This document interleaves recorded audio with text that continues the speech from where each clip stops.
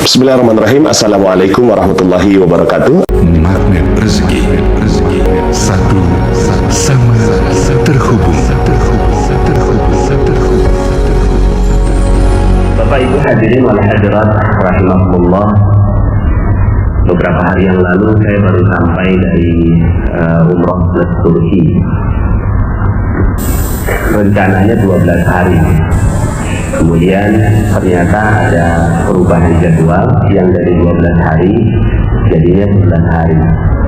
Beberapa jamaah tentunya merasa amat disayangkan. Ya.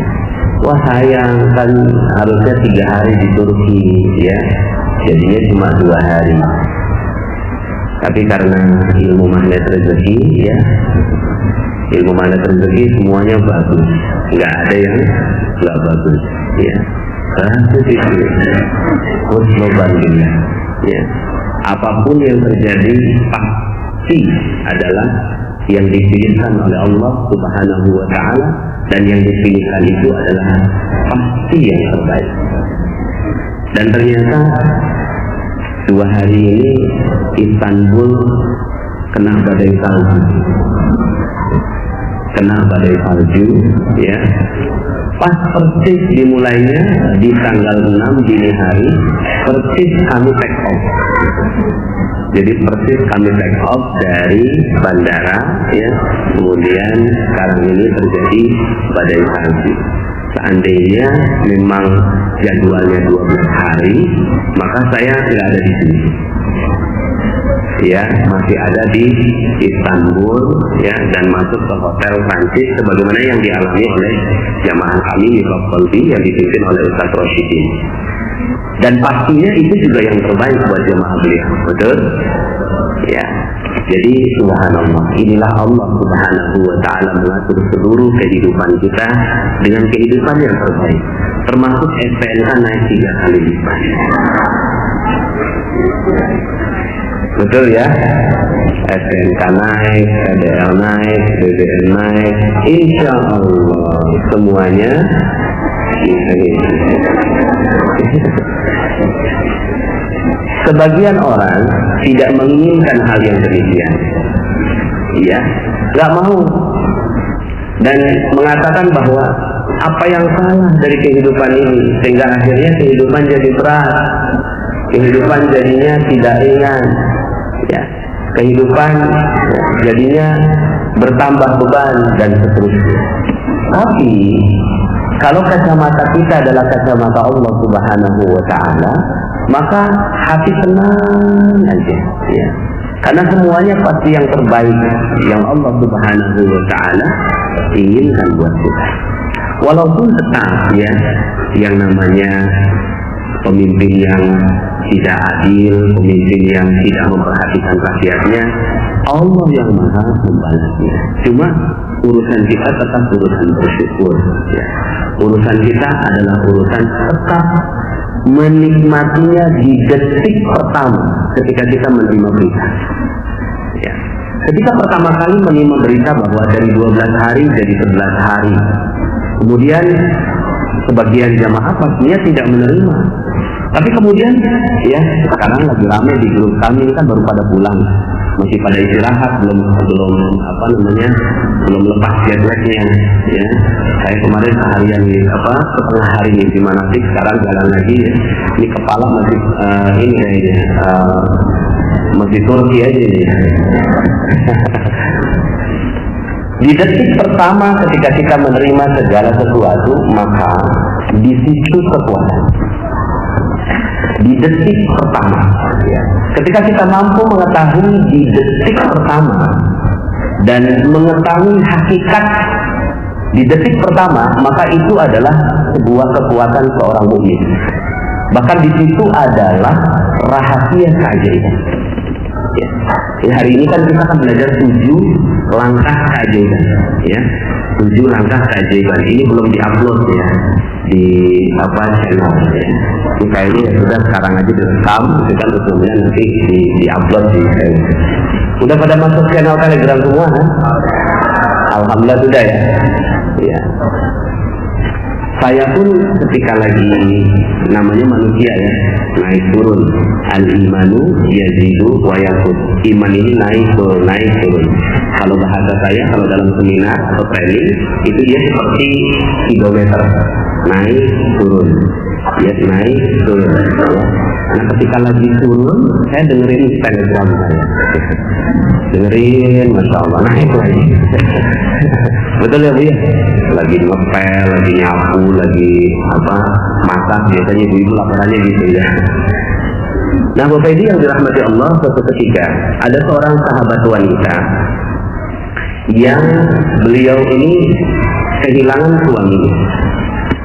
Beliau kehilangan suaminya, meninggal dunia, dikuburkan.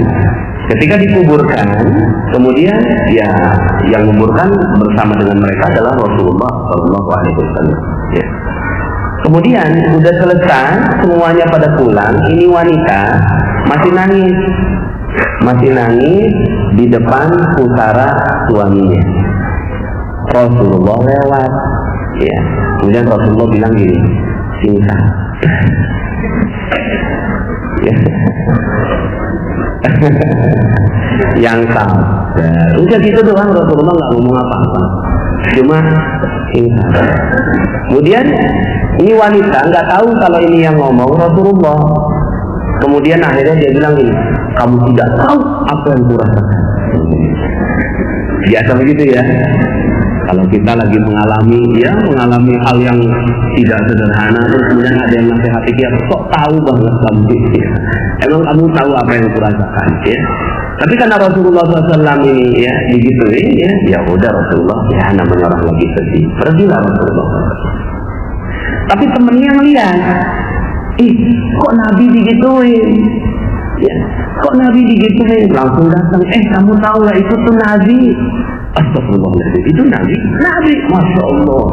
Yang dukanya langsung hilang sekejap ya, karena kecintaan mereka terhadap Rasulullah melebihi segalanya, maka sedihnya ya, pas dibilang itu Nabi langsung hilang. Ya. Langsung lari ke rumahnya Rasulullah SAW, minta maaf. Ya Rasulullah, saya minta maaf. Ya nggak apa-apa, kata Rasulullah. Cuma ada cumanya, ya keajaibannya sudah hilang. Padahal saat itu, ya Rasulullah lagi cinta. Yang saja. Itu kan lisannya Rasulullah. Lisan Rasulullah kalau diterima, ya. Pas misalnya kalau dia tahu lah itu adalah Rasulullah SAW yang sabar, kemudian diterima dengan baik, di situ ada keajaiban. Cuma dia nggak terima, ya kamu tidak tahu apa yang kurasakan. Ketika ditolak seperti ini, maka keajaiban yang besar langsung hilang. Ya. Keajaiban yang besar itu langsung hilang karena dia tolak. Nah pas dia tolak begitu ya sudah nggak ada keajaiban. Ya. Makanya kata Rasulullah SAW setelah itu mengatakan as-sabru inda sotmatil ula. Sabar itu ditumbuhkan pertama. Ya, yang namanya sabar itu ya bukan ditumbuhkan pertama, bukan ditumbuhkan keberapa kesekian, tapi ditumbuhkan pertama ketika kita terjadi berita handphone hilang. Ya. Pas handphone hilang, aduh, gimana nih? Panik ya. Setelah itu ingat materi mana rezeki.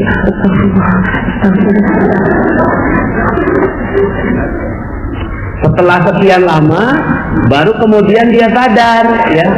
Ya nggak apa-apa sih, udah bagus, tapi keajaiban yang besarnya sudah hilang.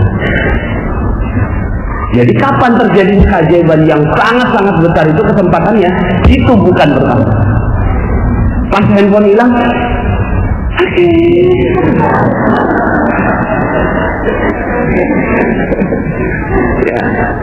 Di detik pertama itu dia siap menerima ya keputusan dari Allah Subhanahu wa Ta'ala. Ustaz, ini jamaah ya dari 12 hari jadi 11 hari Ustaz. Ya. Dalam hati saya, ini ada yang bisa menerima di detik pertama ya. Ada yang bisa, yang ada yang tidak bisa menerima ya. Ya ada yang minta kompensasi kali ya, namanya wajar ya, namanya juga udah bayar ya kompensasi. Alhamdulillah karena kita ternyata bisa cancel hotelnya, ternyata bisa kita kembalikan. Nah, Bapak Ibu yang dirahmati Allah Subhanahu wa Ta'ala, pengetahuan tentang ini ternyata tidak sederhana. Pengetahuan tentang kesabaran di detik pertama ini adalah modal seseorang untuk mendapatkan keajaiban besar dari Allah Subhanahu wa Ta'ala. Kalau kita didik terus gitu ya, maka kita akan menjadi manusia yang super loh. Dan manusia yang super inilah manusia yang ya tiap harinya menerima keajaiban demi keajaiban demi keajaiban dari Allah Subhanahu wa Ta'ala. Karena ya keajaiban ini adalah rezeki yang besar. Kenapa saya sebut keajaiban? Karena dia beyond sunnatullah. Beyond sunnatullah. Ini sunnatullah nih. Ini sunnatullah. Keajaiban itu di atasnya sunnatullah. Keajaiban itu di atasnya sunnatullah. Jadi yang namanya sunnatullah itu kalau kita mendidihkan air di 100 derajat dia mendidih, itu sunnatullahnya. Pas kita pegang panas itu sunnatullah. Tapi pas kita pegang dingin ini namanya keajaiban. Ya. Seperti yang terjadi pada Nabi Ibrahim alaihi salam. Ya. Maka yang kita inginkan di dalam keajaiban itu melebihi batas sunnatullah. Sunnatullah itu kalau kita melakukan A dapatnya B, sebab akibat. Gitu. Sebab akibat. Ya. Itu sunnatullah. Makanya di dalam dunia barat itu dikenal yang namanya metode penelitian. Ya. Metode penelitian, ada hipotesa dulu, diuji hipotesanya, kemudian diuji lagi, sampai kemudian akhirnya kesimpulan. Itu adalah sunnatullah. Sunnatullahnya apa? Ya sunnatullahnya ketika air didinginkan 0 derajat dia membeku, itu sunnatullah. Sunnatullahnya apa? Sunnatullahnya kalau kerja sekian jam dapat UMR. Ya, UMR di Jakarta katakan 3,5 juta. Ini sunnatullah. Tapi ada seorang satpam ternyata ya, gajinya nggak 3,5, gajinya 15 juta. Dari jalan yang dia nggak paham, dari jalan yang tidak bisa dijelaskan secara logika. Nah, kalau tidak bisa dijelaskan secara logika, ini yang namanya keajaiban. Kok bisa gitu? Nah, kita ini Bapak Ibu yang dirahmati Allah Subhanahu wa Ta'ala, yang ada di depan saya ini manusia ajaib atau manusia biasa? Betul ya? Siap ya? Iya dong, kita manusia ajaib. Ajaibnya gimana? Ajaibnya utang Indonesia 4.000 triliun. Itu sunnatullahnya kalau dihitung-hitung ya, berapa tahun baru bisa lunas? Ya. Kalau dihitung-hitung 4.000 triliun. Masyarakat Indonesia udah ada yang hitung dah tuh ya, sampai anak 3 generasi itu belum lunas. Apalagi ditambah terus. Kalau mau pakai logika nggak akan pernah lunas, apalagi pakai ilmu ekonomi sekarang yang dikuasai oleh Menteri Keuangan. Bapak Ibu, ya. Maka kita pengen 3 tahun lunas, betul ya? 3 tahun lunas, kalau bisa malah lunas hutang seketika. Seperti judul audio yang disajikan. Lunas hutang seketika, kita nggak punya hutang. Kalau Allah mau, makanya di dalam ilmu Islam itu Allah nggak bicara tentang ilmu sunnatullah.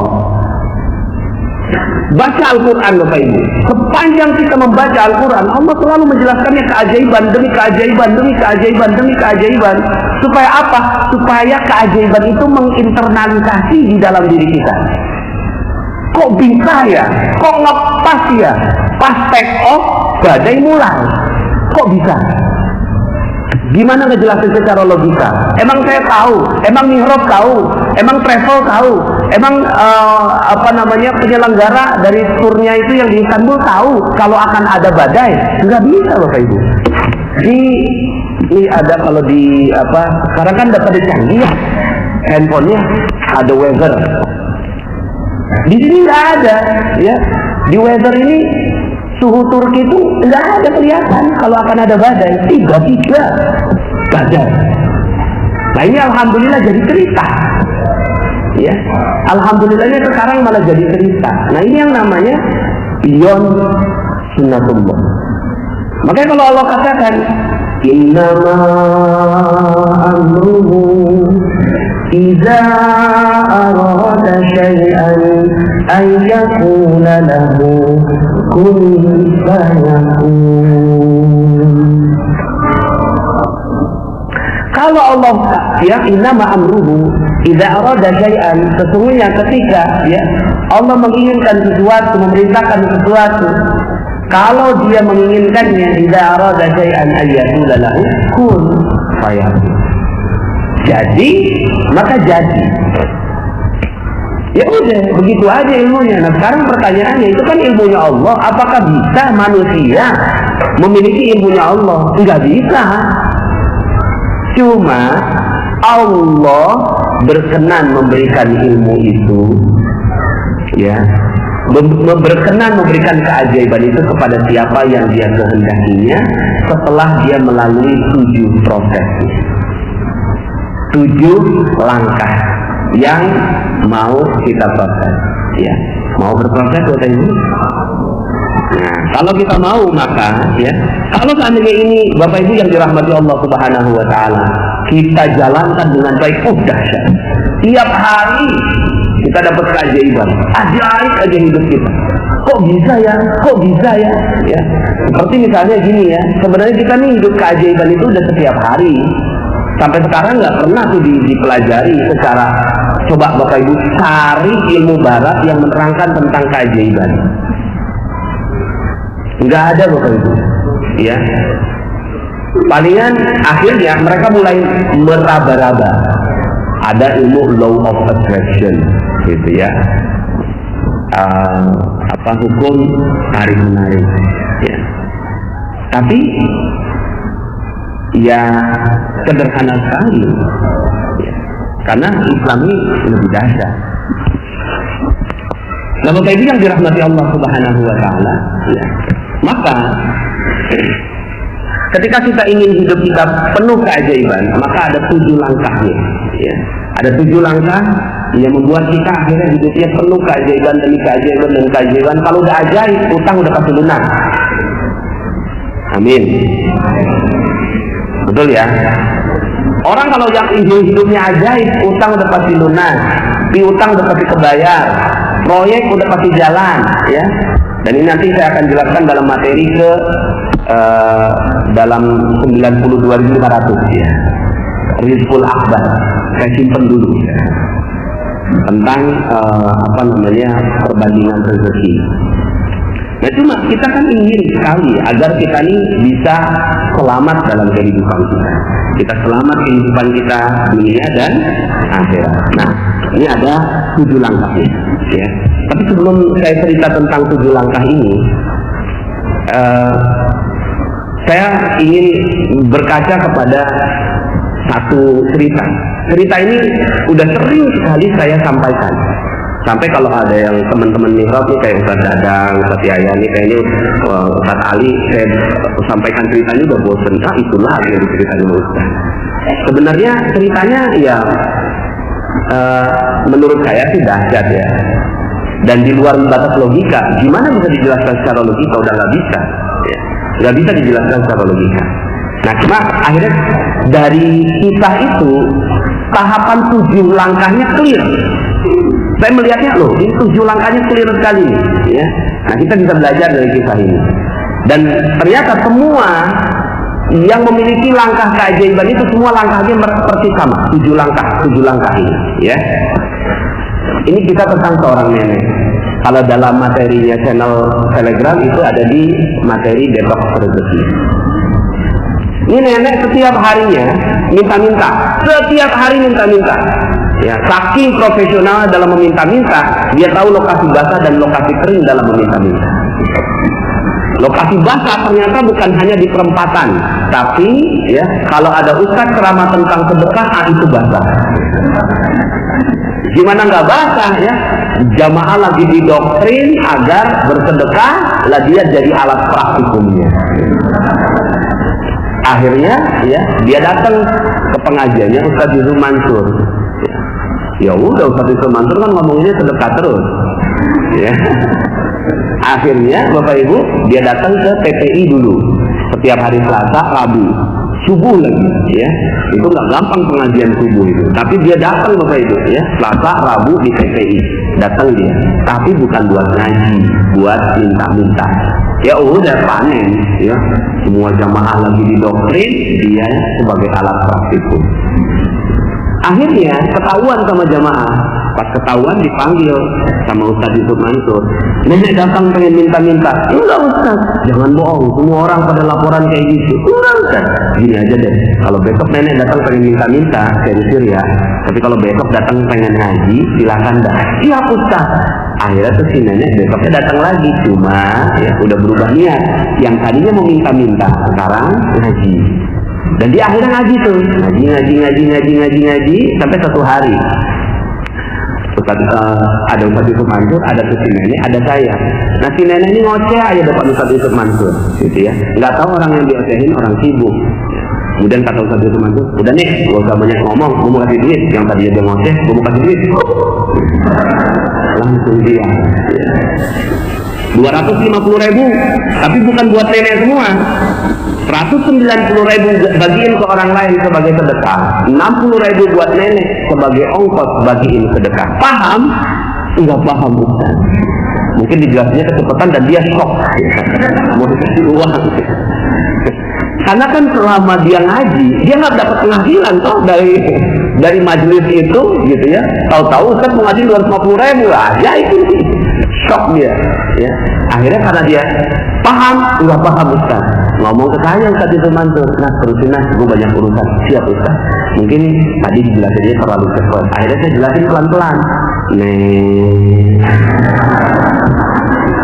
Ustaz Yusuf Mansur mau ngasih duit 250.000, betul kan Ustaz? Gak ada Ustaz. Loh kan katanya dia yang mau ngasih. Kan katanya saya mau ngasih duit 250.000. Lah kan saya tagih dong. Ustaz, saya udah jelasin 250.000. Gak ada Ustaznya. Akhirnya saya mengerti sendiri Bapak Ibu sebagai murid ya. Oh maksudnya ini terusin bukan cuma nurusin jelasin. Terusin kasihin duitnya gitu ya. Saya dijebak tapi dijebak yang baik gitu ya. Keluarlah dompet saya ada duit 300.000. Nenek duit 300.000, tapi bukan buat nenek semua. 240.000 bagiin ke orang lain sebagai sedekah, 60.000 buat nenek sebagai ongkos bagiin sedekah. Paham? Paham Ustaz. Cepet banget pahamnya. Karena orang kalau dijelasin ada duit itu cepet paham. Kalau nggak ada duitnya abstrak. Ya.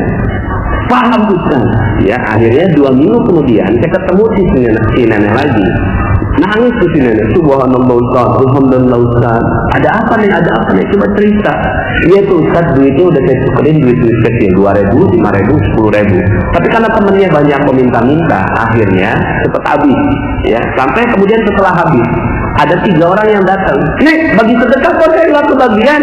Ya, udah habis, jangan bohong dong nih. Ya, akhirnya karena didekah gitu, ya keluarlah bagian dia. Bagian dia berapa? Apal banget tulisan dia.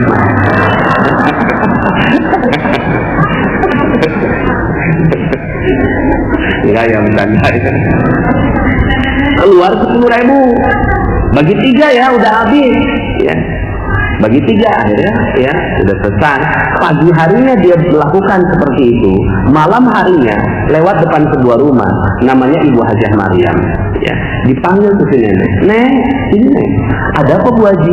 Nggak tahu nih, beberapa bulan ini, lihat kalimat ini, beberapa bulan ini saya terus keingetan nenek. Alhamdulillah tadi pagi saya udah daftarin nenek pergi umroh. Alhamdulillah 10.000 pergi umroh. Di Nimrod Kolbi itu cuma uang parkir 10.000. Tapi ini subhanallah, sekarang pertanyaannya Bapak Ibu, ini masuk logika atau masuk keajaiban? Itu maksud saya. Ini beyond sunnatullah namanya. Yang namanya sunnatullah, orang mau pergi umroh, bagaimana caranya? Ngumpulin uang, ya kan? kemudian doa, terus kemudian masukin ke rekening, pelan-pelan dikumpulin, bekerja keras, ya terus sampai akhirnya uangnya cukup. Berapa sih uangnya pergi? 25 juta. Oh ya udah, kalau dia ngumpulin 1 juta tiap bulan, 25 bulan dia pergi. Ini namanya sunnatullah. Tapi kalau di luar sunnatullah, ini namanya keajaiban. Dan Islam adalah agama yang di atas sunnatullah. Jadi kalau seandainya ya, Masya Allah nih, agama ini dijalankan dengan baik, kira-kira Indonesia jadi negara maju dalam 3 tahun, 5 tahun, siap nggak Bapak Ibu? Bisa nggak kira-kira? Kalau Allah mau bisa. Makanya nggak usah bicara tentang hal yang mustahil, bicara tentang invasi, ya apa namanya Inggris waktu itu, ya Bung Tomo, ya udah yang diajak adalah bakul-bakul nasi, ya kemudian pekerja-pekerja kasar, buru-buru, ya tukang-tukang beca, ayo semuanya bangkit. Dia nggak ngajak orang-orang yang nggak paham keajaiban, ya. Dia ajak orang-orang rakyat biasa yang mau menerima keajaiban dan benar-benar keajaiban. Ya. Gimana bisa Abang Buruncing ngelawan? Ya. Inggris yang saat itu benar-benar jadi negara adidaya. Nah, Bapak Ibu yang dirahmati Allah, kita belajar dari sejarah si nenek itu. Ada 7 langkah yang ternyata dilakukan dengan jelas oleh sang nenek. 1, langkah pertama, ya, langkah pertama si nenek berperisai. Ya, si nenek berperisai. Ya, berperisai. Jadi ini langkah pertama sebuah keajaiban. Sebuah keajaiban terjadi. Ini Allah yang atur udah semua. Berperisai. Berperisai itu maksudnya rezeki itu datangnya seperti air bah. Rezeki itu datangnya seperti air bah. Ada orang yang dapat dan ada orang yang dapatnya lebih banyak. Ada nggak orang yang nggak dapat kalau seandainya airnya turunnya dari atas? Nggak mungkin. Semua pasti dapat. Oh, alhamdulillah, baru dapat kabar terus ini bisa berangkat. Alhamdulillah.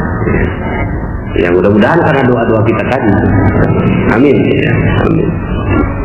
Nah ini ya Bapak Ibu yang dirahmati Allah, rezeki itu datangnya seperti air bah. Cuma ada orang yang nggak dapat. Siapa mereka yang nggak dapat? Bukannya kita nggak dapat, tapi karena ada orang yang pakai perisainya. Dia pasang perisainya sampai akhirnya ya setiap air datang dia pasang perisai, air datang dia pasang perisai, maka akhirnya dia nggak dapat air. Ya, dia pasang perisainya. Kalaupun dapat air itu nyepres, itulah UMR itu. Fresh gitu, itu UMR. Takdirnya orang Islam, ya, takdirnya manusia itu nggak dapat ya UMR ya, harusnya takdirnya itu berlimpah ruah, minimal 5 miliar per bulan lah. Percaya nggak 5 miliar per bulan? Percaya ya? Ya. Gimana caranya? Nah, 7 langkah ini. 1, setiap orang berperisai. Kullu bani Adam khata'un wa khairul khata'at tawwabun. Setiap bani Adam, setiap anak Adam itu berperisai, berdosa. Maka perisainya ini adalah dosa.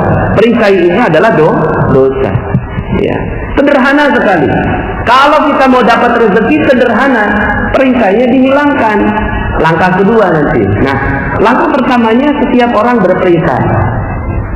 Makanya dakwahnya nabi-nabi sederhana, masuk di nomor 1 ini.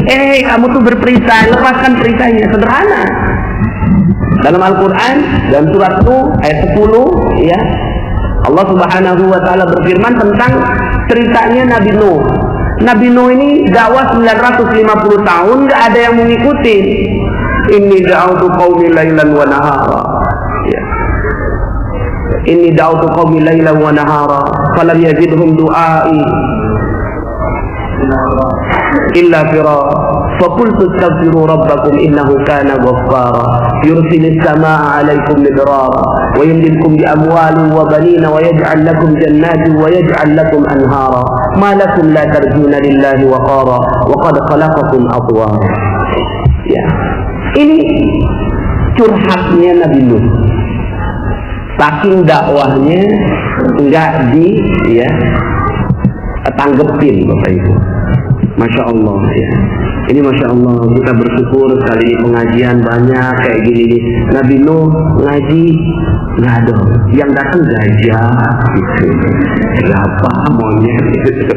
Ya kan, di kitanya begitu ya. Masya Allah ya. Apa sih yang didakwahkan? Emang kamu ngomong apa, kata Allah tuh ya? Emang kamu ngomong apa sampai orang nggak mau ngikutin dakwah kamu? Aku ngomongnya gini ya Allah. Faqultu astaghfiru rabbakum. Aku minta mereka untuk minta ampun kepada Allah, kepada Rabb kalian. Innahu kana ghaffara. Sesungguhnya Allah Maha Pengampun. Kalau udah kayak gitu terus kamu janjiin apa, kata Allah? Aku janjinya gini ya Allah. Yursilis samaa'a 'alaikum midrara. Akan ditambahkan, diturunkan rezeki yang berlimpah dari air ya, hujan yang lebat turun ke bawah ya. Wa yumditkum bi amwalin wa banin, dan akan ditambahkan harta. Nabi Nuh itu tidak mengatakan wa yumditkum bil khairat, tidak. Wa yumditkum bi amwal, akan ditambahkan harta-harta. Wa banin, dan anak, mungkin anak biologis, anak keturunan, anak perusahaan, anak cabang, ya kan? Anak kucing.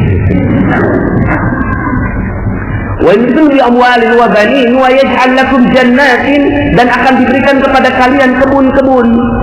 Wa yaj'al lakum anhara, kebun itu kalian enggak sirami. Siapa yang sirami? Allah yang akan siramin pakai sungai-sungainya. Masya Allah, itu yang dijanjikan. Ya, ya kata Allah, ya benar dakwah, ya udah. Dakwahnya udah benar. Ya. Tapi masalah hidayah ya urusan Allah. Ya. Maka dakwahnya Nabi Nuh agar minta supaya perisainya dihilangkan. Nah, perisainya sang nenek itu minta-minta. Dia minta-minta, setiap hari minta-minta. Nah, cuma yang namanya orang berperisai nggak sadar kalau dia berperisai. Namanya orang berdosa, dia kadang nggak sadar kalau dia berdosa, padahal itu dosa. Nah, makanya kita kalau mau ajaib, mulai dari sekarang coba teliti tentang dosa-dosa kita. Jangan sampai ada yang kita pikir bukan dosa, tapi malah itu yang menyebabkan keajaiban tidak terjadi pada kehidupan kita. Nah, si nenek ini bersyukur karena tahapan kedua dilalui, yaitu menyadari akan perisainya. Jadi menyadari perisai, yang satu, tahapan satunya berperisai, tahapan keduanya menyadari akan perisainya. Nah, cuma dalam prosesnya si nenek ini, dia dibantu oleh Allah Subhanahu wa Ta'ala dengan jamaah yang ngelapor. Ada jamaah yang ngelapor, gitu ya, ke ustaz. Ustaz manggil ke si nenek, ngomelin, gitu ya. Nah, dalam tahapan ini ada dua jenis orang. Satu, yang mau terima kalau dia dilaporin, yang mau terima kalau dia punya salah, yang mau terima kalau dia punya dosa. Atau golongan yang kedua, dia nggak terima. Nggak terima kalau dia ya ditegur, nggak terima kalau dia dikasih tahu, nggak terima kalau dia gitu ya berbuat dosa. Lah, ini yang namanya ya cover bahasa Inggris, cover. Kalau ada buku ya, lah ini kalau ada tisu, lah ini covernya. Tahu cover ya? Cover, penutupnya. Ya kafir kalau bahasa Arabnya. Jadi sudah jadi bahasa Inggris, cover. Cover itu apa? Tertutupi. Nah, orang-orang yang tertutupi akhirnya baru langkah kedua aja udah nggak dapat keajaiban. Dia nggak mau terima. Tapi sang nenek ini alhamdulillah mau terima. Jadi kalau seandainya nih ibarat flow chart gitu ya. Tahapan pertama berperisai, yang kedua ditegur sama orang lain dan dia mau menerima perisainya, maka dia lanjut yang ketiga. Kalau nggak mau menerima, turun ke bawah lagi. Ya, yang satu lagi berperisai. Baru kalau dia ini masih ada di 1 dan 2, maka dia nggak akan pernah dapat keajaiban yang di level 7. Ya, 1, 2, 1, 2, 1, 2, nggak naik-naik. Ya, Ustaz, kapan keajaiban saya? Lah, ente udah sadar belum? Gitu ya. Kalau udah sadar, maka dia baru akan naik. Nah, cuma memang yang namanya sadar dari dosa ini nggak gampang. sadar dari dosa ini, Masya Allah, apa salah saya? Emangnya saya ya nggak berhak itu ngomelin suami saya? Kan suami saya selingkuh. Wajar nggak Ustaz kalau saya marah sama dia? Wajar nggak? Ya. Wajar kan Ustaz? Jadi saya dipaksa untuk mengatakan wajar. Coba kalau Ustaz jadi saya, kira-kira wajar nggak kalau saya Ustaz memarahi? Ya wajar sih. Tapi mau ajaib lah hidupnya. Mau ajaib lah hidupnya. Mau sih Ustaz. Akhirnya memang jalan keajaiban ini bukan jalan yang wajar, bukan jalan yang biasa, tapi jalan yang tidak biasa, luar biasa. Maka pada saat itu Bapak Ibu yang dirahmati Allah Subhanahu wa Ta'ala, ini yang disebut sebagai jalan taubat. Dan di langkah yang kedua ini banyak orang yang tidak berhasil, banyak yang nggak berhasil. Ya, Abu Jahal, Abu Lahab. Ya, ini adalah orang-orang yang nggak berhasil. Dikasih tahu, yang ngasih tahu siapa? Keponakannya. Akhlaknya bagaimana keponakannya itu? Akhlaknya mulia sekali, dipercaya. Gelarnya apa? Al-Amin. Dikatakan bahwa ada la ilaha illallah. Mau percaya nggak? Nggak percaya. Akhirnya apa terjadi? Baru langkah kedua aja dan nggak terjadi keajaiban. Tapi ada orang-orang seperti Umar bin Khattab radhiyallahu anhu yang sadarnya itu, ya, setelah didoakan oleh Rasulullah Sallallahu Alaihi Wasallam, baru kemudian akhirnya dia sadar ketika membaca surat Toha. Ya. Ada Khalid bin Walid yang setelah mengalahkan Rasulullah SAW di perang Uhud, baru kemudian dia sadar. Setelah mengalahkan, menang, ya, Rasulullah kalah gitu kan. Yang memenangkan peperangan siapa? Khalid bin Walid. Ya. Mestinya dapat lencana kepahlawanan dari kafir Quraisy, tapi setelah itu guncang dadanya. Kok setelah saya memenangkan peperangan ini, setelah saya memenangkan Rasulullah, hati saya nggak puas. Ada apa dalam hati saya? Akhirnya dia bertanya. Pas dia bertanya, akhirnya dia sadar, Masya Allah, sadar akan kesalahannya. Nah, ya, makanya dalam materi magnet rezeki di Telegram itu sudah 34 audio. Itu banyak yang kita sampaikan tentang perisai-perisai. Betul ya Bapak Ibu ya? Perisai-perisai. Salah satu perisainya adalah kata. Ya, kata aja jadi perisai. Karena kata adalah doa. Jangankan kata, pikiran aja doa, maka kata-kata ini doa. Kita jalanan ada macet, kita bilang, jalanannya macet, itu jadi doa. Akhirnya macet seluruh hidup kita. Ya, macet rezekinya, macet jodohnya, macet kebahagiaannya, macet segalanya macet. Terus gimana dong? Ganti dengan apa? Penuh. Ya. Nah ini perisai. Jadi sadar dulu perisainya. Kalau udah sadar, oh iya. Nah ketika oh iyanya ini, dia mau melangkah yang ketiga. Yang ketiga adalah, nah ini yang gak gampang. Ya, langkah ketiga ini gak gampang Bapak Ibu. Tapi kalau dia mau masuk, ya, ke langkah yang ketiga ini, maka dia akan siap menerima. Tapi ini baru langkah ketiga. Padahal keajaiban itu di nomor 7. Nabi Yunus alaihissalam nggak mau nerima. Saya Nabi, tugas saya nyampaikan wahyu, tapi ini semuanya pada nggak mau denger. Ya udah aku tinggalin. Dan dia nggak ngerasa itu dosa. Dia nggak ngerasa itu sebagai sebuah perisai. Ditinggalin. Pas ditinggalin, apa yang terjadi? Yang terjadi, Allah paksa dia masuk ke yang ketiga. Apa itu yang ketiga? Masuk goa keajaiban. Ya, nomor 3 ini masuk goa keajaiban. Makanya kemarin saya menyampaikan materi goa keajaiban ini di 3 tempat, ya, di Raudhah, ya, kemudian di kamar hotel saya supaya konsentrasi, sama yang ketiga di Multazam, ya, di arah Multazam, agar mudah-mudahan ini bisa menjadi keajaiban untuk Anda semua. Amin ya rabbal alamin. Nomor 3 ini merendahkan diri serendah-rendahnya masuk ke dalam goa. Ya. Makanya goa ini itu dijadikan sebagai kurikulum dalam pendidikan Islam. Al-Kahfi dibaca setiap minggu Setiap hari Jumat baca ulang, ya, baca ulang. Ujungnya apa? Al-Kahfi. Ujungnya adalah ya Zulkarnain, raja yang menguasai timur sampai barat. Itu ujung dari surat Al-Kahfi. Ya, baca kan? Ujungnya apa? Kisah tentang Zulkarnain. Ya, tentang apa namanya? Wa yas'alunaka 'an Dzulqarnain. Dan kalian bertanya tentang Dzulqarnain. Dia menguasai antara timur dan barat. Artinya apa? Kekuasaannya, kerajaannya itu dari timur sampai barat. Ya. Mau nggak kekayaan timur sampai barat waktu itu? Mau ya, insya Allah. Ya. Jadi buktinya ada kok. Tidak ada kerajaan terbaik sepanjang sejarah. Ya, misalnya begini ya. Ustaz Dadang bikin perusahaan. Kemudian Ustaz Dadang bikin perusahaan, terus kemudian sukses, diteruskan ke anaknya, sukses, diteruskan ke cucunya, sukses, diteruskan ke cicitnya, sukses, diteruskan ke canggahnya, sukses, diteruskan ke apa setelah canggah? Terus sampai 36 generasi.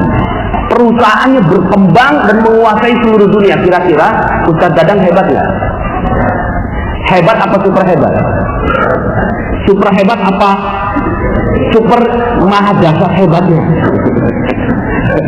Bapak Ibu, itulah kerajaan Turki Utsmani. Kerajaan Turki Utsmani, seorang raja namanya Utsman, ya. Saya lupa binnya siapa, di atasnya bin Sulaimani. Utsman bin, ya, ini nama Turki. Kemudian di atasnya nama Islam, Sulaimani, gitu ya. Kemudian dia punya 36 generasi yang semuanya jadi sultan dan menguasai seluruh dunia. Ya, tidak ada kerajaan sebesar itu selain Ottoman, berkuasa 600 tahun. Gitu. Dan kerajaan siapa? Kerajaan Islam. Ya. Maka mungkin nggak satu orang dari sini jadi satu Utsman. Mungkin nggak Bapak Ibu? Mungkin. Yang penting kita mau merendahkan diri. Kuncinya masuk ke dalam gua. Kuncinya nomor 3, masuk ke dalam gua. Nah, si nenek ini goanya apa? Goanya ngaji. Yang pertama dia minta-minta. Yang kedua ditegur. Coba kalau seandainya dia nggak mau melalui yang ketiga, Bapak Ibu, apa yang terjadi? Dia tersinggung. Pas ditegur sama Ustaz Yusuf Mansur, nenek minta-minta. Enggak Ustaz, besok kalau mau ngaji silakan, tapi kalau mau minta-minta silakan pergi. Kalau ada gengsi di sini, nggak merendahkan diri, apa yang terjadi? Si neneknya akan bilang, emangnya cuma lu doang tempat yang bisa bikin gue kaya? Masih banyak tempat yang bisa gue mintain. Begitu ya. Seandainya, ya. Tapi Masya Allah, ini si nenek mau lolos dari yang ketiga. Akhirnya dia merendahkan dirinya dan masuk ke dalam goa. Goanya apa? Goanya ngaji. Akhirnya dia ngaji. Lah ini goa kita, Masya Allah. Ini orang-orang yang nggak mau merendahkan diri, nggak mungkin masuk sini. Orang-orang yang nggak mau, yang meminta ilmu kepada Allah Subhanahu Wa Taala nggak mau masuk sini. Ya. Saya bisa kok dapat ilmu dari yang lainnya. Saya bisa kok. Sekarang kan online, saya bisa googling, apapun bisa googling sekarang. Ya. Maka kalau Anda masuk ke sini, Masya Allah, mudah-mudahan ini sudah masuk nomor 3. Amin. Nah, sekarang kita masuk nomor 4. Nomor 4-nya lebih tidak mudah. Setelah udah masuk rendah diri, ya, rendah hati. Jadi pertama tuh rendah hati dulu. Rendah hati dulu. Setiap kita berhadapan dengan orang tuh rendah hati. Kita bukan siapa-siapa. Aduh, siapa sih kita? Masya Allah. Tulang cuma dibungkus sama kulit aja. Ya. Terus kemudian kalau mati ya cuma bercampur tanah. Ya. Kemudian makan ulet. Itu aja kok kita ini. Makanya apa sih yang kita bisa ngomongin kepada orang lain? Maka rendah hati. Setelah itu rendah diri. Rendah dirinya di hadapan siapa? Di hadapan Allah. Di hadapan Allah rendah diri. Maka setiap sholat gitu ya, itu kita rendah diri kita ya. Nah, ini pembahasannya silahkan dengerin Gua Keajaiban dan materi-materi yang lainnya. Nomor yang keempat, menghadapi detoksifikasi. Menghadapi detoksifikasi. si nenek itu apa iya setelah dia ngaji terus kemudian merasa nyaman Bapak Ibu? Enggak. Gimana nyaman? Rezekinya hilang. Rezekinya hilang pada saat itu. Yang biasanya dia dapat katakanlah ratusan ribu dari pengajian itu, tiba-tiba karena dia mau menuruti ustaz, ya, dia duduk di sana ngaji, ya, pedih itu pasti. Betul nggak? Jadi bukan dikata ringan, ya, jangan dikata ringan, pedih itu, ya Allah ngeliatin orang, aduh, itu sebenarnya tuh ya mungkin bisa aja 50.000, yang ini 20.000 kayaknya. Tapi dia nggak bisa minta, ya. Nah, kita sama semuanya. Ketika kita mengalami hal yang mungkin kita punya banyak utang, si utang nggak kebayar, proyek nggak berjalan dengan baik, kemudian kok ya hidup nggak harmonis, suami istri, keluarga, ya, bermasalah dengan tetangga, ya, terus kemudian pekerjaan kita nggak selesai, dipecat dari perusahaan. Coba lihat, mungkin ada perisai kita. Setelah itu, ya, minta ampun kepada Allah, sadari perisainya. Yang ketiga, masuk ke dalam goa, terus aja masuk dalam goa aja terus, ya. Lalu setelah itu di dalam goa, ya, apakah langsung selesai? Tidak, ya. Di dalam goa itu nggak dapat rezeki. Siap nggak dapat rezeki? Halo, siap ya? Detoksifikasi, ya, detoksifikasi. Ya. Tapi sebenarnya proses detoksifikasi ini adalah proses yang bagus. Ya, makanya saya paling suka memang dalam materi magnet rezeki ini paradox of candy, itu yang paling saya suka. Ya, paradox of candy ini adalah keanehan kita bersikap terhadap bungkus permen atau permennya. Kalau saya punya, ya mungkin ada yang belum dengar. Kalau ada saya punya di kantong celana saya permen, kantong celana nih ya. Pas saya udah agak lengket-lengket gitu pas keluar, loh kok nggak ada bungkusnya? Ya. Saya kasih, ada yang mau terima? Nggak mau terima. Ya, padahal saya ikhlas loh. Ya. Tapi saya pas ngelihat ke kiri, ya, ngerogoh ke kantong kiri, loh kok masih ada, dan masih ada bungkusnya. Pas saya buka, loh masih ada bungkusnya nih, ya. Ada yang mau nggak? Kira-kira mau? Permen masih ada bungkusnya? Mau. Pas makan di depan saya, persis di depan saya, bungkusnya diapain? Dibuang. Saya tersinggung lah. Saya sebagai pemberi permen tersinggung dong, ya. Kan tadi saya kasih, ya, tanpa bungkus. Anda tinggal lek aja, nggak usah pakai capek-capek ngebuka bungkusnya. Ya. Tapi pas saya kasihin bungkusnya dibuang juga. Sebenarnya Anda maunya apa sih? Sebenarnya yang kita mau rezeki, yang kita mau isi, yang mau kita mau ini air, Bapak Ibu.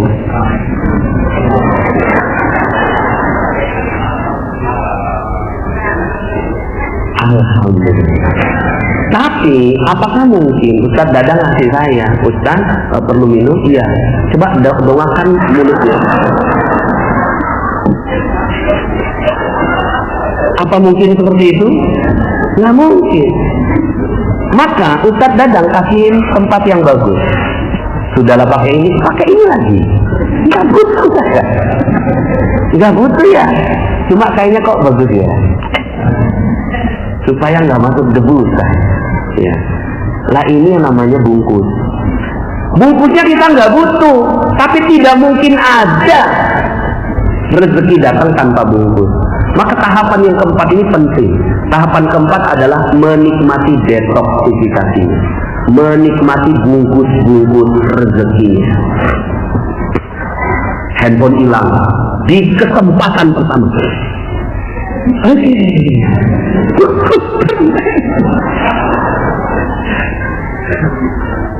Ya. Seandainya kita mampu, ya kayak seperti sekarang ini Ustaz Rosidin 2 hari Bapak Ibu, 2 hari di Istanbul, saya bisa rasakan itu karena tas bagasinya kan nggak ada, cuma tas cabin. Tas cabin itu nggak cukup untuk mengganti baju. Dia 2 baju itu kayak A, kayak B, ya kan?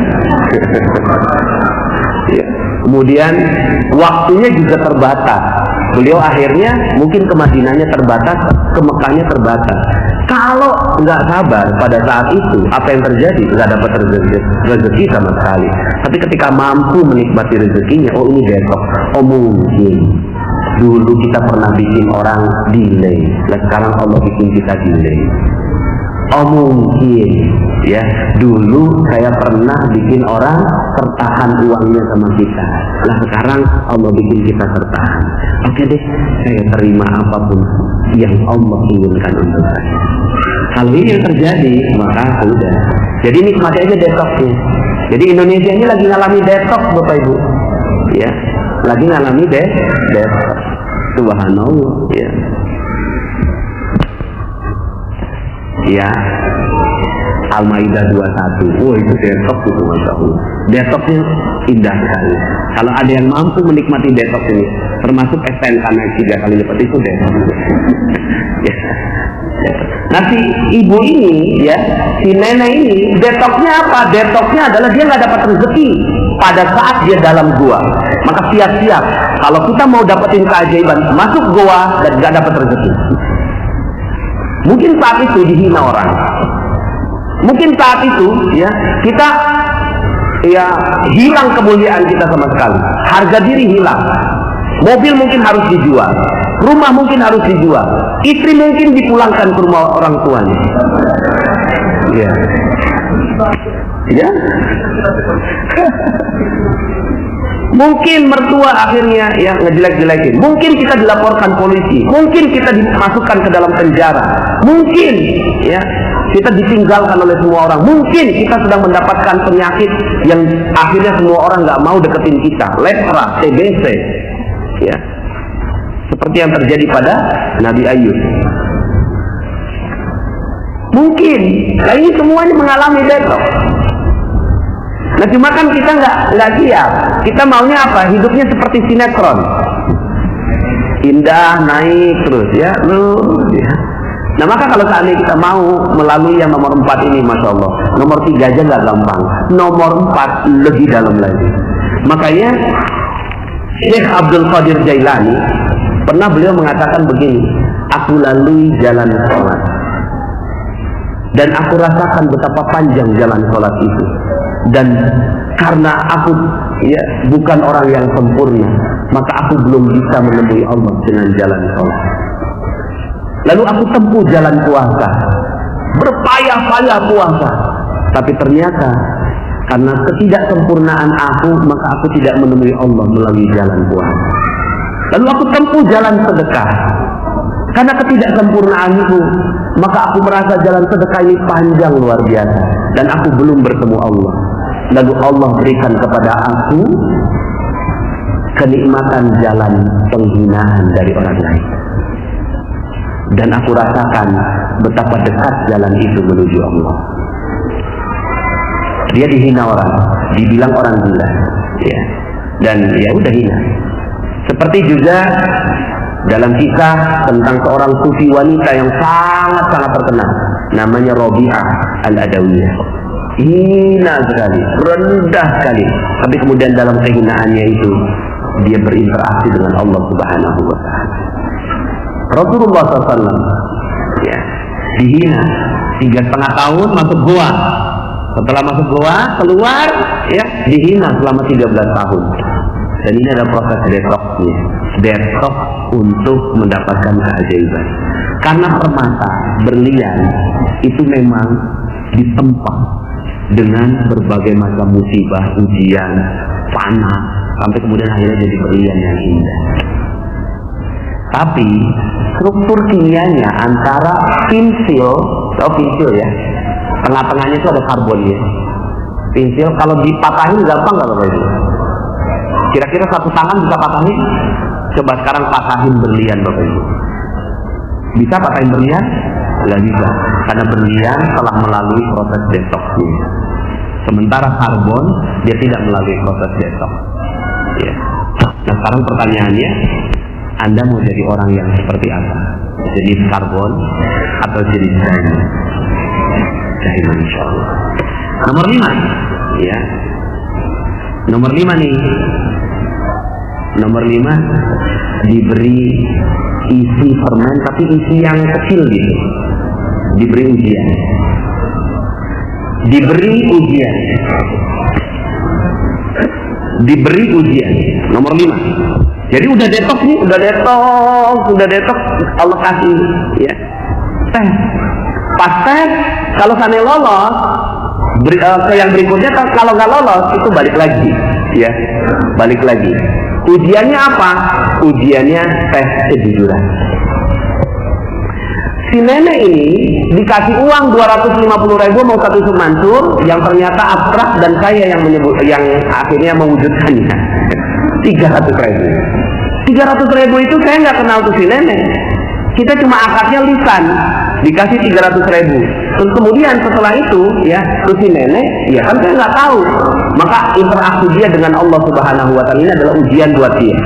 Ujiannya apa? Ujiannya apakah dia mau mengasih ke orang lain atau diambil sendiri semuanya. Kalau diambil sendiri semuanya, siapa yang tahu? Saya ngelihat nggak? Enggak. Tapi Allah ngelihat. Ya. Tapi si nenek ini berhasil. Dia lolos ujian. Dan lolos ujian ini, masya Allah, ya. Orang yang tadinya berharap banget setiap hari mungkin dia dapat 50.000, terus kemudian kompensasi, ya, 10 kali ikut pengajian, 50.000 dikali 10, 500.000. Nah, Ustaz kasih 300.000. Ya udah sekalian aja buat saya semua, ini kan bagian saya. Ya, hitung-hitungannya kan bagian saya 500.000. Tapi karena dia amanah, nah ini amanah. Jadi amanah. Maka Bapak Ibu, nanti Allah akan kasih ujian pelan-pelan. Ada ujian kecil yang kita mampu untuk jujur seluruhnya.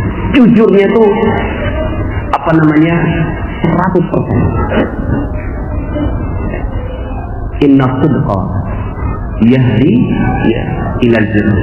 Sesungguhnya kejujuran itu mengajak kepada kebaikan. Wa innal birra yahdi ilal jannah. Sesungguhnya kebaikan ini mengarahkan kepada surga. Nah, Bapak Ibu yang dirahmati Allah, maka nomor 5 ini nggak sederhana. Nomor 5 ini kita akan menghadapi mungkin proyek yang akhirnya kita pas lagi mau ngerjain, tiba-tiba suatu anak harus diprioritaskan. Terus kemudian kita bilang, mungkin ada yang bisa kita ambil sedikit, orang kan nggak lihat, ya. Terus kemudian kita kasih ke suatu anak. Maka langsung tuh yang tadinya nomor 5 balik lagi ke nomor 1. Ya, yang tadi udah mau dapat keajaiban nih, nomor 5 nih, ya, balik lagi ke nomor 1. Terus kemudian mungkin pas kita jalan nemuin dompet, subhanallah, dompet. Pas dibuka isinya persis nilai yang kita butuhkan. Terus kemudian kita lihat KTP-nya. Dalam hati, siapa tahu nih dia mau ngasih hadiah buat saya. Maka datang deh ke rumah orangnya. Ini udah jujur bukan? Jujur, tapi tidak memenuhi syarat untuk naik level ke nomor 6. Datang ke sana tuh, pas datang, terus kemudian dikasih, ya, terus pas sudah dikasih, ya, dikasihin dikembalikan dompet, ya. Ini nih saya mau kasihin hadiah buat kamu. Maaf, saya nggak pantas kayaknya untuk menerimanya. Tolong, saya lagi proses besok. Udah dengar channel Telegram? Pergi aja langsung. Kenapa? Karena itu ujian. Ujian berharap pada manusia. Dan ini bagus sebenarnya, ini cuma daftar isi sebenarnya. Ya, karena ujiannya banyak sekali, ya. Karena gini Bapak Ibu, ada 2 jenis cleaning service. Cleaning service A, ya. Cleaning service A ini, ya, itu dia dipanggil sama staff. Mas, sini mas. Ada apa Bu? Tolong dong beliin gado-gado. Sebentar ya Bu. Saya ngepel dulu. Pas udah selesai ngepel, ya mana Bu uangnya? Tapi sebelum saya terima uangnya, Ibu tahu kan kalau job desk saya itu kan ngepel. Ngebeliin gado-gado itu kan bukan job desk saya. Jadi ibu paham kan apa yang saya maksud? Kira-kira Anda ngedengar kalimat kayak gitu, dia berharap dapat tip gitu loh. Tapi diingetin, jangan sampai lupa tip saya. Kira-kira ngedengar yang kayak gitu nih, ya. Anda sebenarnya pengen nggak ngasih tips buat dia? Enggak, itu dia. Ini kita baru dari manusia ke manusia, udah nggak mau. Tapi ada cleaning service jenis B. Mas, sini mas. Ada apa bu? Tolong dong beliin gado-gado. Siap bu. Mau yang pedasnya level berapa? 0 sampai 10. Langsung dia cepat beliin, balik ya. Bu, ini yang karetnya 1 level sekian, karetnya 2 level sekian, karetnya 3 level sekian. Nah ini silahkan. Mas, bentar mas. Saya mau kasih tips. Aduh, maaf bu, jangan bu. Tolong bu, jangan. Kan ibu tahu job desk saya kan hotel. Gado-gado itu, beliin gado-gado bukan job desk saya. Maka yang halal pada saya adalah yang ngepel. Ngebeliin gado-gado ini nggak halal buat saya bu. Kalau tipsnya saya terima, karena ini saya ingin memberikan kebaikan buat ibu. Tolong jangan berikan saya lagi detox. Udah dengar channel saya bilang kan?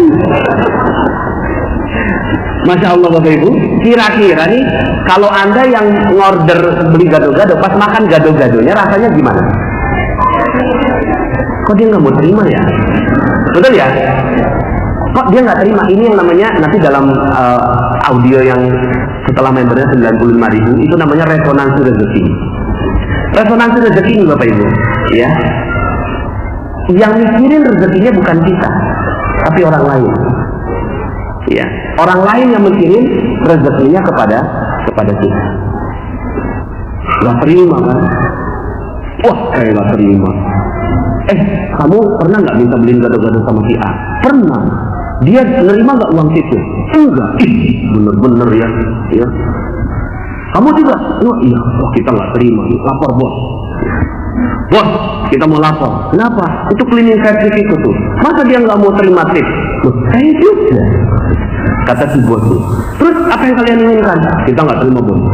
Jangan sampai dia cuma jadi cleaning service di sini. Jadi infak bos. Akhirnya yang mikirin untuk jadi infak siapa? Orang lain. Akhirnya naik nih. Dipanggil. Mas, coba sini mas. Kamu ijazahnya apa sebenarnya? Ijazahnya S1 pak. Loh, kok kamu mau jadi cleaning service?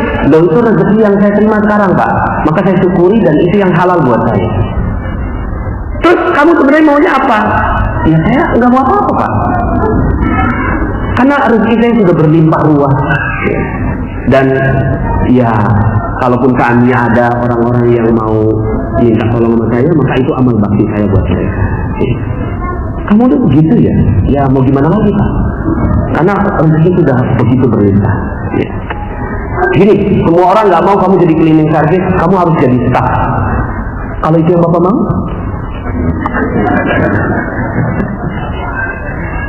Akhirnya naik lagi, dan ini bukan kisah rekaan Bapak Ibu, ini kisahnya Pak Hotman Z. Arifin almarhum.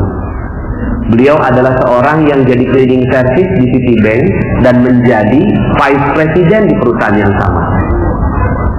Ternyata ketika ditanya rahasianya, dia melalui level 5 berhasil gitu ya, dan level 6 berhasil. Level 6-nya apa? Level 6-nya ya, dia memuliakan dan membahagiakan orang lain. Nomor 6 ini terumbu karang. Nomor 6 ini terumbu karang. Jadi ya, kalau ada yang sudah pernah mendengarkan materi terumbu karang juga materi favorit saya. Ya, terumbu karang adalah materi favorit saya. Jadi Allah titip rezeki. Ya, Allah titip rezeki kepada hewan, Allah titip rezekinya, ya. Nggak mungkin Allah kasih rezeki langsung kepada jerapah di pucuk-pucuk pohon, kepada monyet di pohon pisang, kepada ikan di terumbu karang. Maka kalau ditanya, hei ikan, di mana rezeki kamu? Di mana Allah titip rezeki kamu? Langsung dia jawab di terumbu karang, gitu. Hei jerapah, di mana rezeki kamu dititip sama Allah? Di pucuk-pucuk pohon, ya. Kemudian kira-kira nih, coba ajak si ikan. Hei ikan, yuk kita hancurkan ya terumbu karang, ya nggak mau, itu kan rezeki saya. Akhirnya emang tidak ada ikan yang menghancurkan terumbu karang, jerapah yang menghancurkan utuh pohon, ya nggak ada yang mau. Tapi ya manusia ketika ditanya, saya sebelum menyampaikan materi ini saya survei dulu ke banyak masjid, ke banyak orang yang saya tanya, kira-kira menurut kamu di mana di titik rezeki manusia? Nggak ada yang bisa jawab loh. Di mana di titik rezeki manusia? Nggak ada yang bisa jawab. Ada yang jawabnya di mana-mana, saking di mana-mananya nggak fokus, nggak dapet. Di bank, di tambang, di proyek, di bos, di pimpinan, bukan. Rezeki Allah dititip di kemuliaan dan kebahagiaan orang lain. Itu rezeki Allah, dititip di kemuliaan dan kebahagiaan orang lain. Ketika orang lain mulia dan bahagia karena kita, maka rezeki pasti mengalir dan Allah akan titip rezeki itu. Ya. Nah sekarang pertanyaannya, kalau tadi tuh ya, ikan kan nggak ngancurin terumbu karang, monyet nggak ngancurin pohon pisang, tapi ada nggak manusia yang menyakiti perasaan manusia lain? Kenapa coba? Karena dia nggak tahu di situ letak rezekinya. Kalau dia tahu di situ letak rezekinya, mau nggak dia sakiti orang Bapak Ibu? Mau nggak dia sakiti hati istri? Mau nggak istri nyakiti hati suami? Mau nggak gitu ya kita nyakiti hati perasaannya bencong? Ya saya seringkalinya saya tarik ke yang sangat drastis Bapak Ibu. Misalnya kita lagi naik mobil, kemudian di sebelah kiri kita itu jam 12 malam Ustaz Dadang, diketok-ketok. Pas kita lihat bencong di Taman Lawang. Tok-tok-tok, abang. Kira-kira di kepala kita, ya, kita ngomongnya gimana? Ya, ahli neraka, kaumnya Nabi Lut. Ya. Itu lagi merah tuh lampunya. Ya Allah, cepet ke hijau. Itu langsung habis rezekinya. Bisa nggak kalau seandainya pas kita ngelihat si bencong ini kita muliakan dan bahagiakan dia? Ya. Udahlah nggak order, ya kan? Nggak negor, ya kan? Ini ngancurin dengan doa yang nggak baik di kepala kita. Bisa nggak kita muliakan dan bahagiakan dia? Gimana caranya muliakan dan bahagiakan bencong? Ya Allah, segerakan ya Allah, dia menemukan jalan taubatnya. Aku doakan agar dia segera mendapatkan jalan taubat sebelum dia meninggal dunia. Ya Allah, muliakan dia, rahmati dia, berkahi dia, jayakan dia, berikan rezeki yang halal, barokah, selain dari apa yang sekarang dia lakukan. Ini sambil megangnya kencang Bapak Ibu itu petirnya. Pas hijau ping gitu. Tapi selamat itu ya. Nah, nomor 6 ini Bapak Ibu adalah ujian terhadap manusia. Jadi yang nomor 5 ujian kejujuran, nomor 6 ujian manusia. Ada kalanya ketika kita lagi mau dapetin keajaiban, itu ada orang-orang yang datang pada kita, nyebelin, terus kemudian kita sakiti hatinya. Maka nomor 6 turun lagi, gitu. Turun, jatuh lagi, gitu ya, turun. Ya. Nah, keajaiban itu terjadi di nomor 7. Keajaiban itu terjadi di nomor 7. Jadi setelah kita udah ngakui perisai kita, ya, jadi kita berperisai, ngakui perisai kita, ya, kemudian mengalami, ya, merendahkan diri, masuk ke dalam goa, menghadapi detoxnya, dan kita nikmati detox itu dengan baik, ya, hilang handphone, ya, kita bilang alhamdulillah, terima kasih ya Allah, sebentar lagi isinya datang, gitu ya. Rumah kebakaran, alhamdulillah, ya. Anak meninggal dunia, ya. Kita sering kalinya ngomongnya innalillah, tapi innalillahnya intonasinya yang tidak tepat. Padahal innalillah itu dibaca sama dengan alhamdulillah, sama, jiwanya sama dengan alhamdulillah. Anak meninggal dunia, alhamdulillah. Cuma bacanya innalillah, gitu, ya. Kalau sekarang kan anak meninggal dunia, innalillah, ya. Seakan-akan nggak terima. Ada jeruk nipisnya, ya. Kalau ada jeruk nipis, ya. Tapi kalau innalillah wa inna ilaihi raji'un, sawat gitu loh, ya. Namanya juga udah meninggal dunia. Mau gimana lagi, nggak bisa dikembalikan, ya. Nah, Bapak Ibu yang dirahmati Allah, maka nomor 7, puncak keajaiban itu terjadi. Kun fayakun Allah terjadi. Cuma yang namanya kun fayakun itu nggak usah ditungguin. Setelah kita melalui yang nomor 6 tuh, ya Allah, saya kan udah melalui yang nomor 6. Mana nih keajaiban? Keajaiban itu ya ujuk-ujuk gitu loh. Tiba-tiba datangnya, dilalah tiba-tiba ada langsung datang, tring gitu loh, ya. Subhanallah, ya. Baru setelah itu kita pikir, oh karena kita sudah melalui prosesnya, maka Allah memberikan keajaiban buat kita. Jadi ini 7 langkahnya, ya. Jadi 7 langkah yang kalau kita jalankan dengan baik, ya. Dan sebenarnya ya di antara 7 langkah ini, ya, materi-materinya magnet rezeki itu saling mendukung satu sama lain untuk memudahkan. Nah, ini untuk membuat rangkaian ceritanya, ya. Jadi rangkaian ceritanya, ya, setelah kita menyadari akan dosa-dosa kita. Kalau itu lolos, naik ke atas lagi, lolos, naik ke atas lagi. Tapi sambilan misalnya katakanlah sepanjang perjalanan kita, ya, kita muliakan dan bahagiakan orang lain aja. Terumbu karang aja dijagain, masya Allah, ya. Kemarin itu saya agak terpacu ketika membaca review ekonomi Indonesia.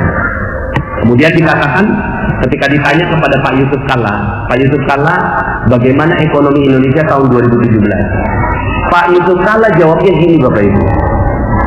Satu-satunya yang pasti di tahun 2017, satu-satunya yang pasti adalah ketidakpastian. Itu jawaban Pak Yusuf Kalla. Coba browsing Bapak Ibu, ya. Review ekonomi 2017 ketidakpastian Yusuf Kalla. Itu pasti keluar itu beritanya, Bapak Ibu, ya. Loh, saya dalam hati saya terpacu malah jadi akhirnya. Masya Allah, wakil presiden kita, pemimpin kita jawabnya begitu. Padahal kalau seandainya kita tahu ilmu magnet rezeki, jawabannya sederhana. Bagaimana ekonomi tahun 2017? Dahsyat! Luar biasa. Coba saya tanya balik ke wartawannya. Menurut kamu berapa orang jumlah orang Indonesia? 300 juta orang. Nah, kalau 300 juta orang ini saling memuliakan dan membahagiakan satu sama lain, ya, saling memuliakan dan membahagiakan satu, udahlah fokus saja bahagiakan orang lain, bahagiakan orang lain. Wong rezeki dititip, kemuliaan kebahagiaan orang lain. Menurut kamu tahun 2017 akan jadi hari yang apa? Tahun yang bagaimana? Tahun yang sukses, Pak Yusuf Kalla. Nah itu makanya dahsyat kan? Ya. Kalau saya yang menghayal, saya yang ditanyakan ulang. Amin ya Rabbal alamin. Nah Bapak Ibu yang dirahmati Allah, sebelum kita tanya kepada ekonomi Indonesia, tanya ekonomi kita sekarang. Pertanyaannya, bagaimana ekonomi kita di tahun 2017? Udah tahu ilmunya, ya, bahagia. Wong bangkrut aja bagus, kan bungkus permen, ya kan? Ya, suami diambil orang,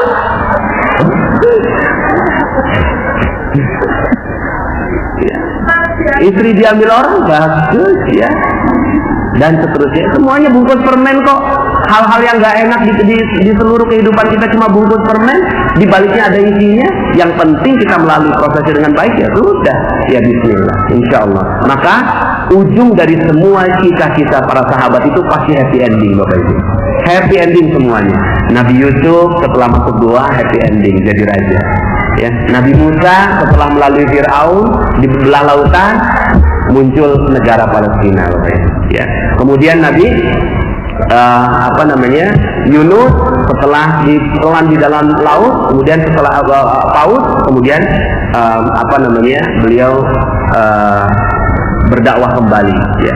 Rasulullah SAW, ya, ini adalah kabar positifnya, ya, umat Islam menyebar di seluruh dunia. Cuma ada satu nabi, Bapak Ibu, yang happy endingnya itu ditahan, ya, Nabi Isa alaihissalam. Nabi Isa alaihissalam itu belum happy ending, Bapak Ibu, Ya, kenapa? Karena Allah angkat beliau. Wa ma qataluhu wa ma salabuhu walakin syubbiha lahum. Dia tidak dibunuh, tidak disalib, ya, tapi dia disamarkan dengan wajah orang yang di sekitarnya, lalu kemudian dia disalib. Allah mengangkat Nabi Isa, sekarang masih ada beliau di sisi Allah Subhanahu wa taala. Happy endingnya kapan? Nanti di ujung zaman beliau diturunkan lagi. Intinya ya, sekarang goanya lama sekali Nabi Isa ini. Goa keajaiban yang nanti keajaibannya memang dahsyat sekali di ujungnya. Ya sudah, bismillah, happy ending sebagaimana hidupnya Bapak Ibu semua yang happy ending. Amin ya rabbal alamin. Baik, mungkin ada waktu kurang lebih 10 menit ya, kalau ada yang ingin ditanyakan. Falyatafadhal mashkuran.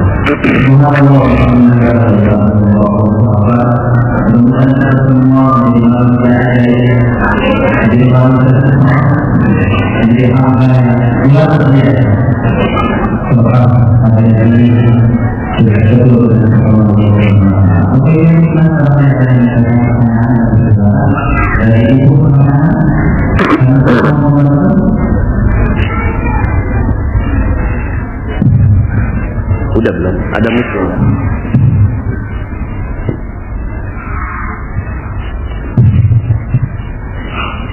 Siap.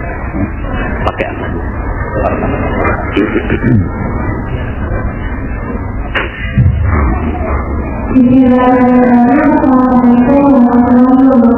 Waalaikumsalam.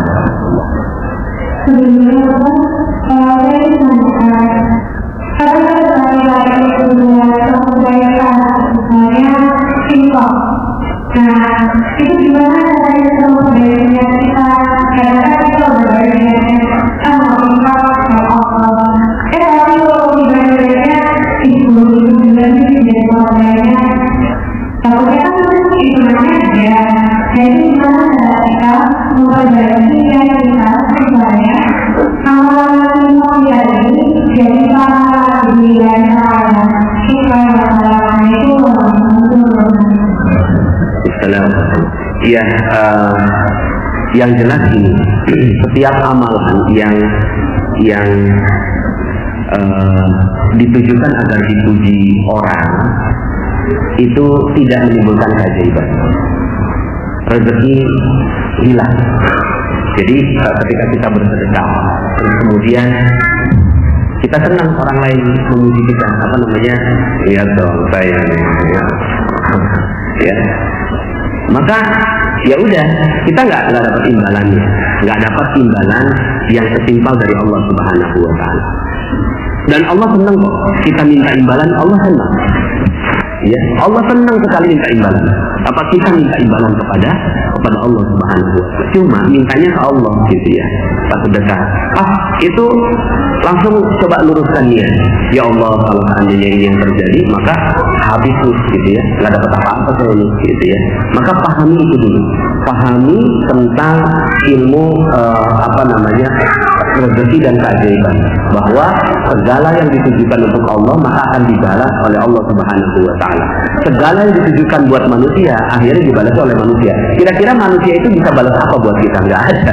Mereka nggak bisa balas apa-apa. Maka ya memang betul-betul kita mengobati ria itu ada dua. Satu, ilmu. Jadi tambahkan ilmunya. Semakin ilmunya nambah, insya Allah keikhlasannya itu akan muncul. Yang kedua, kebiasaan.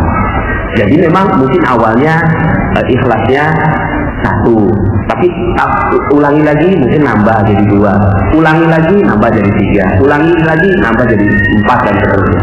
Sama seperti anak kita ketika awal mula gambar. Ketika awal mula menggambar, dia tunjukin kemana-mana. Tapi makin lama, orang liatin gambarnya, malu, jangan diliatin dulu, ya kan? Jangan dilihat, dan seterusnya. Nah, sama dengan kita. Awalnya mungkin keikhlasannya cuma satu, tapi makin lama makin naik. Jadi dua. Satu ilmu, yang kedua kebiasaan. Itu aja, gitu ya. Nggak ada yang lain. Ya, ilmunya apa? Ilmunya adalah ketika kita, ilmunya sih semua ilmu agama itu akan menambah keikhlasan. Semua ilmu agama ya akan menambah keikhlasan. Ya, tinggal kita pahami bahwa ini ada orang yang bilang ini, Ustaz, saya pondok kenapa males ya, gitu ya. Saya jawabnya gini, terusin aja malesnya. terusin aja malasnya, palingan cuma dampaknya aja nanti hidup kamunya nggak akan pernah ada keajaiban, rezeki kamu seret gitu kan, habis apa namanya ditipu orang gitu, saya itu yang gitu ya, oh gitu ya Ustaz, ya udah makanya jangan malas gitu. Akhirnya karena kita nggak tahu dampaknya, kenapa kita sedekah? Iya, karena kita nggak tahu dampaknya. Kita tahu dampaknya. Ketika tahu dampaknya, masya Allah, ya. Ketika kita tahu dampaknya, maka kita nggak mau. Makanya itu ilmu, ya. Tambahin lagi ilmunya mudah-mudahan dengan materi mana rezeki bertambahlah keilmuan kita kepada Allah Subhanahu Wa Taala.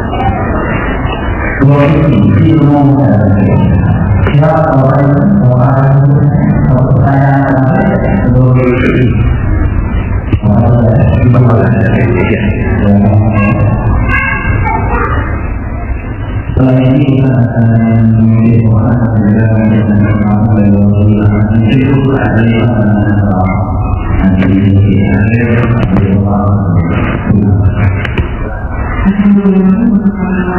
Waalaikumsalam warahmatullahi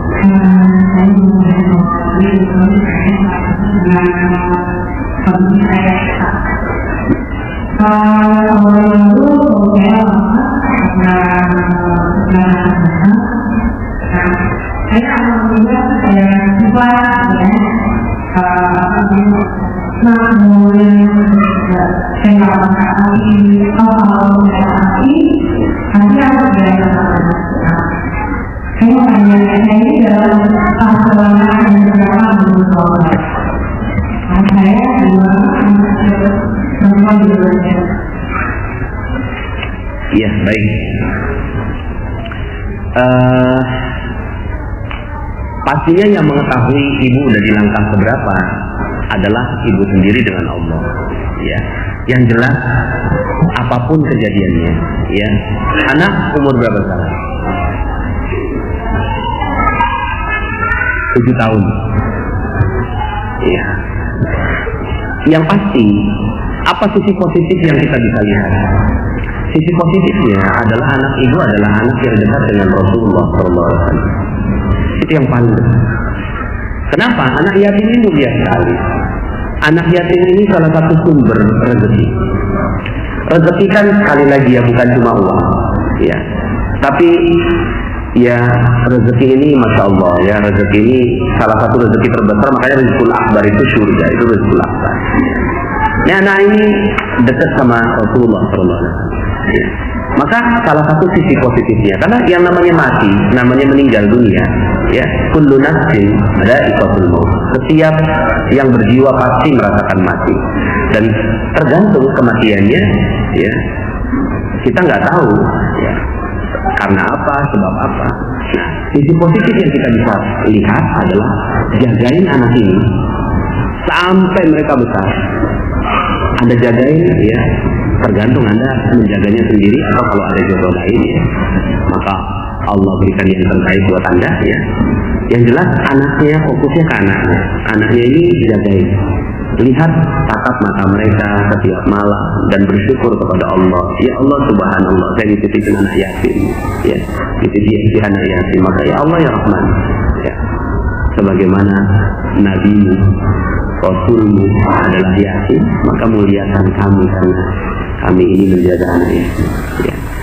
Nah, kalau itu yang terjadi, ya, maka ya itu sudah masuk di nomor 3, nomor 4, ya kan, nomor 3, nomor 4, nomor 5 juga diberi ujian, ya. Nah, kalau ya nomor 6-nya adalah Anda menikmati dan memuliakan mereka. Fokus saja muliakan mereka, fokus memuliakan bahagiakan mereka. Ya, ini adalah amal soleh yang Allah Subhanahu Wa Taala titipkan untuk Anda. Setiap orang punya amal soleh berbeda-beda. Nah, Anda beruntung sekali karena dititipi anak yang yatim, ya, dan janda. Ya, mudah-mudahan Allah Subhanahu Wa Taala rahmati Anda. Nah, setelah itu ya udah, nggak usah terlalu ya, keajaiban itu ya ujuk-ujuk aja, ya, tiba-tiba aja, ya. Saya yakin kalau memang Anda bersyukur, menikmati ujiannya, menikmati hidup ini dengan ikhlas, benar-benar ikhlas tanpa ada jeruk nipis, gitu ya, itu pasti keajaibannya berlimpah ruah pada Anda, ya, insya Allah. Baik, terima kasih Bapak Yang Ibu. belum subscribe dan baru saja menemukan channel ini, silahkan subscribe. Insya Allah Anda akan mendapatkan materi-materi yang terbaik dari channel ini. Insya Allah Anda adalah makhluk yang ajaib. Tinggal kita sempurnakan faktor-faktornya. Dan insya Allah dalam video-video berikutnya kita akan lanjutkan materi ini sampai Anda menemukan potensi terbesar diri Anda dan menjadi makhluk ajaib sebagaimana yang Allah Subhanahu wa Ta'ala inginkan untuk Anda. Sampai jumpa. Assalamualaikum warahmatullahi wabarakatuh.